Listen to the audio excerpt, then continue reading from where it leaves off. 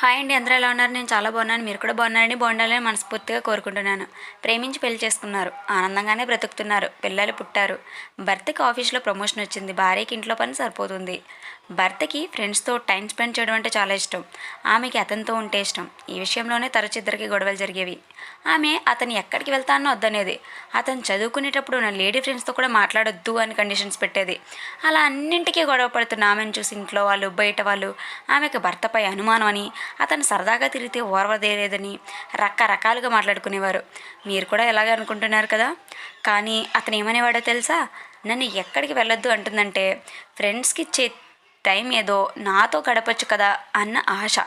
నన్ను ఆడవాళ్ళతో మాట్లాడొద్దు అంటుందంటే నన్ను ఎవరైనా మాయ చేసేస్తారని ఆమె భయం. మొత్తానికి దానికి నేనంటే పిచ్చి ప్రేమ అనేవాడనమాట.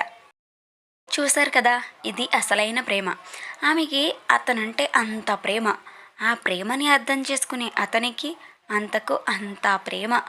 ప్రేమ, అర్థం, నమ్మకం ఇవే వీరిద్దరి మధ్య పెళ్ళి అనే బంధాన్ని నిలిపేవి.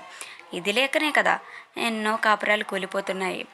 భార్య అలకల్లోనూ, అరుపుల్లోనూ, కన్నీటిలోనూ బాధని అర్థం చేసుకునే భర్తకి ఆమె బాధ అర్థమవుతుంది. అర్థం చేసుకోలేని మగాడికి ఆమె ఎప్పటికీ ఒక టార్చర్ లానే కనిపిస్తుంది. అర్థం చేసుకునే దాంట్లో ఉంటుంది. Thanks for watching.